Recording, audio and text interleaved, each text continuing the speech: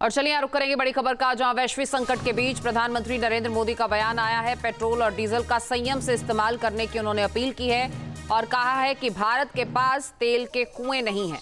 हमें विदेशी मुद्रा बचाने पर जोर देना होगा। 1 साल तक आप विदेश जाने का विचार त्याग दें। 1 साल तक सोने की खरीद ना करें। खेती में केमिकल का इस्तेमाल कम करें।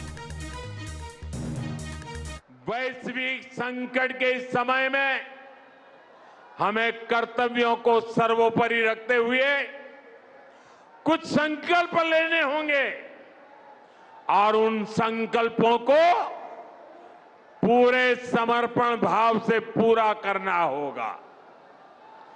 जैसे एक बड़ा संकल्प है पेट्रोल डीजल का संयम से इस्तेमाल करना।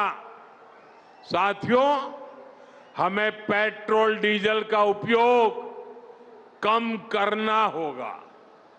शहरों में जहां मेट्रो है वहां हम तय करें कि हम मेट्रो का ही उपयोग करेंगे, ज्यादा से ज्यादा मेट्रो में ही जाएंगे।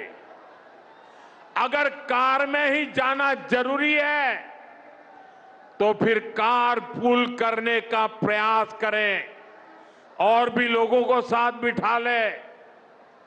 अगर हमें कहीं सामान भेजना हो तो कोशिश करनी है कि वह ज्यादा से ज्यादा रेलवे गुड्स के जो ट्रेन होती है रेलवे की सर्विसेज से भेजें, ताकि इलेक्ट्रिक रेलवे होने के कारण पेट्रोल डीजल की जरूरत नहीं पड़ती है।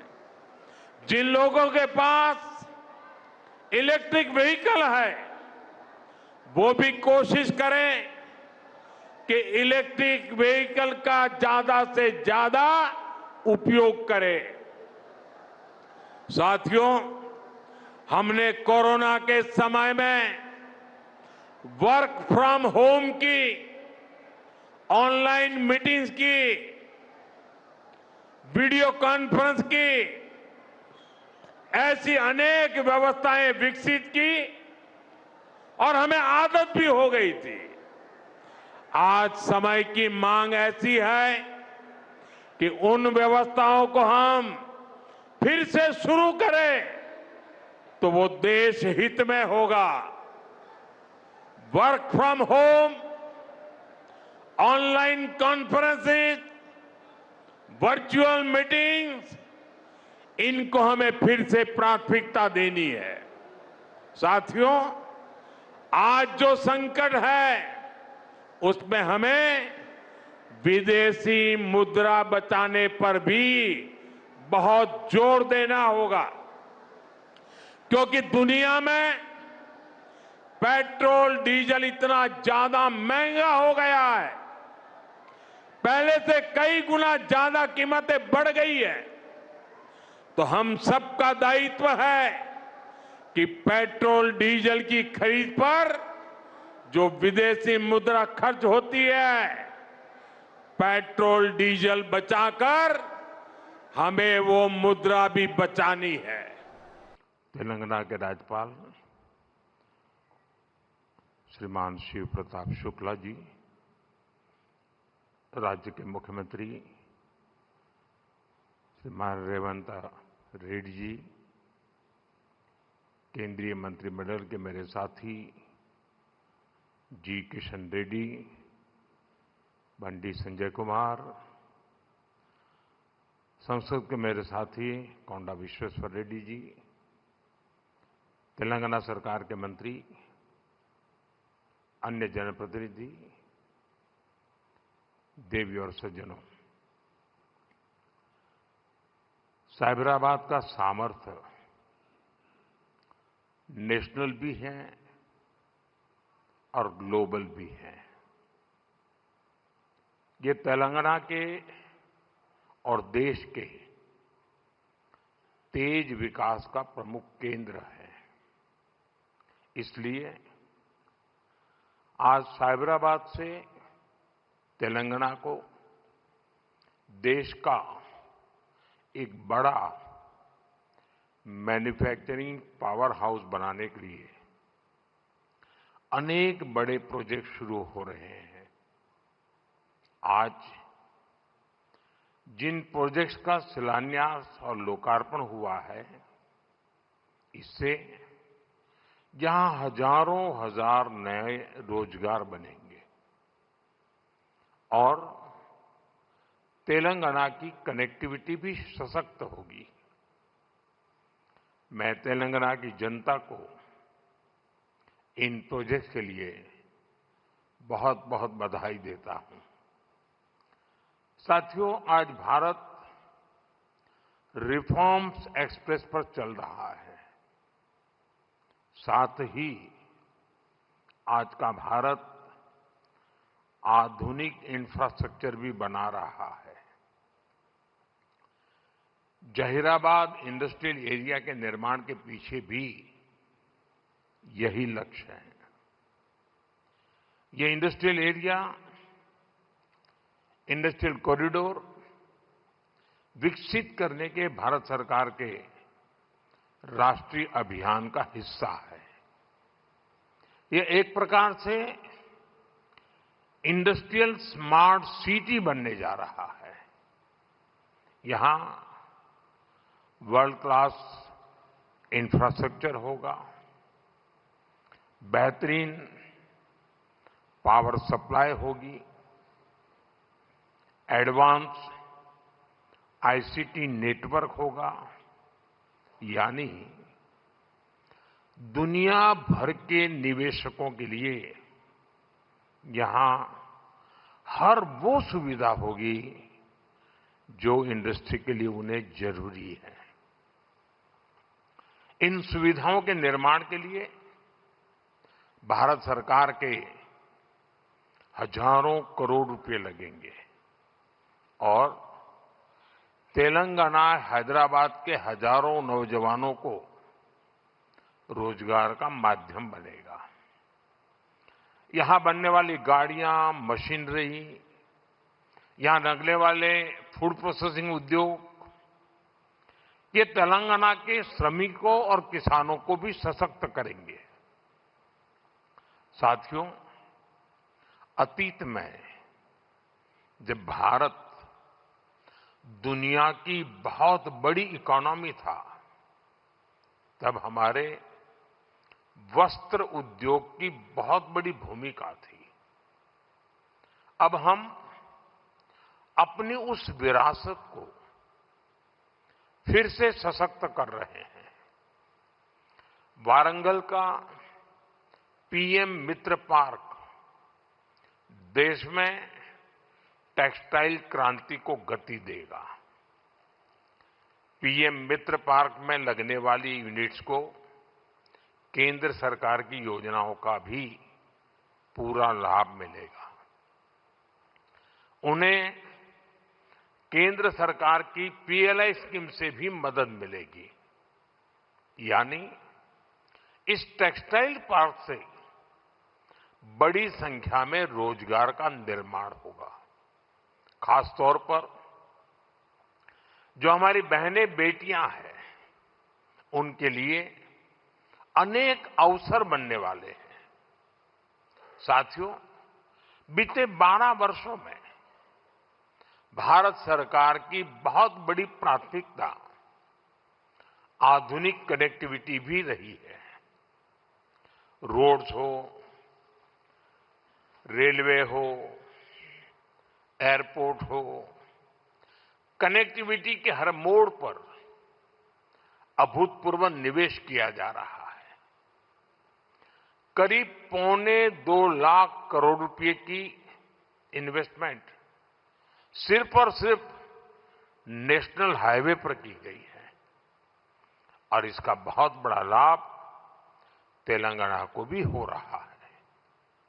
बीते 12 वर्षों में तेलंगाना में नेशनल हाईवे का नेटवर्क डबल हुआ है। तेलंगाना और कर्नाटका को जोड़ने वाले नेशनल हाईवे के चौड़ीकरण से बहुत सुविधा होगी। इससे ट्रेवल टाइम कम होगा और किराए भाड़े में भी बचत होगी। साथियों, साल 2014 से पहले अविभाजित आंध्र प्रदेश के लिए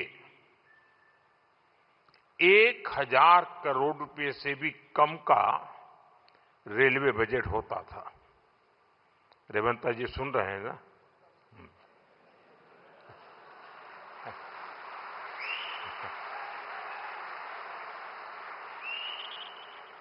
संयुक्त आंध्र के समय रेलवे का बजट 1000 करोड़ रुपए से भी कम था।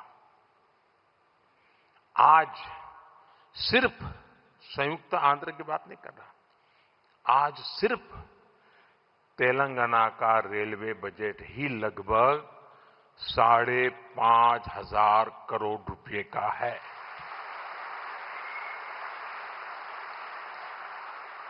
वर्तमान में करीब 50,000 करोड़ रुपए के रेल प्रोजेक्ट्स पर यहां काम चल रहा है। तेलंगाना में 5 वंदे भारत और 6 अमृत भारत ट्रेनें भी चल रही हैं। साथियों, अभी कुछ देर पहले Kazipet Vijayawada multi tracking project के कुछ सेक्शन का लोकार्पण हुआ है। इसके अलावा Kazipet rail under bypass line का भी राष्ट्र को समर्पित की गई है। इन सुविधाओं से सफर भी आसान होगा और ट्रांसपोर्टेशन की गति भी तेज होगी। साथियों, 21वीं सदी की इस दुनिया में बिना ऊर्जा सब काम ठप पड़ जाता है।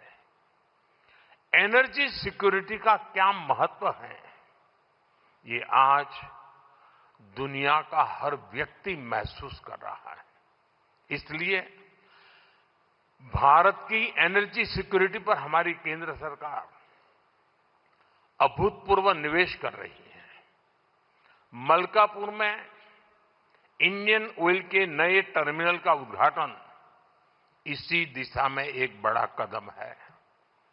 यह टर्मिनल तेलंगाना की बढ़ती एनर्जी नीड्स को पूरा करेगा, सप्लाई चेन को मजबूत करेगा। साथियों, बीते सालों में सोलर पावर के मामले में भारत दुनिया के टॉप देशों में पहुंच चुका है। पेट्रोल में इथेनॉल ब्लेंडिंग को लेकर अभूतपूर्व काम हुआ है। पहले हमने 100% एलपीजी कवरेज पर फोकस किया, अब हम पाइप से सस्ती गैस पर फोकस कर रहे हैं। सीएनजी आधारित व्यवस्था को प्रमोट कर रहे हैं। ऐसे तमाम प्रयासों के कारण भारत इस बहुत बड़े वैश्विक ऊर्जा संकट का सामना कर रहा है। लेकिन अब आज समय की ये भी मांग है कि पेट्रोल, डीजल, गैस ऐसी चीजों का बहुत संयम से इस्तेमाल करें। जो एनर्जी प्रोडक्ट हम विदेशों से मंगाते हैं, हमें प्रयास करना है कि जितनी जरूरत है उतना ही उपयोग करें।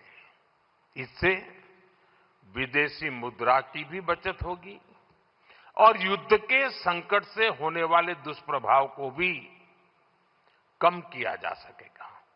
साथियों, आज तेलंगाना का युवा नए सपने देख रहा है। यहां का किसान नई उम्मीदों के साथ आगे बढ़ना चाहता है। यहां के उद्योग, यहां के एमएसएमई, यहां के स्टार्टअप सब एक विकसित तेलंगाना के निर्माण में अपनी भूमिका निभाना चाहते हैं, क्योंकि तेलंगाना विकसित होगा तो भारत विकसित होगा। मैं तेलंगाना के हर परिवारजनों को ये भरोसा दिलाता हूं कि आपके सपने पूरे करने के लिए केंद्र सरकार ही इससे भी और तेज गति से काम करती ही रहेगी। अब हमारे रेवंता जी ने कहा था कि हां हम पॉलिटिकल बात नहीं करेंगे, तो मैं भी नहीं करूंगा।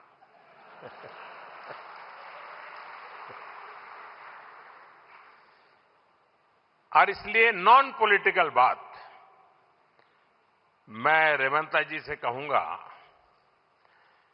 कि 10 साल के शासन में भारत सरकार ने जितना गुजरात को दिया वो मैं आपको देने को तैयार हूं।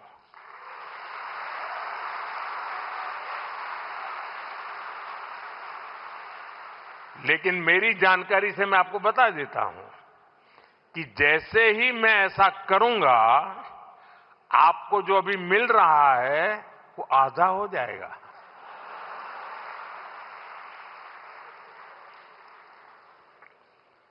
आप जहां पहुंचना चाहते हैं नहीं पहुंच पाएंगे, और इसलिए अच्छा है कि मेरे से ही जोड़ो।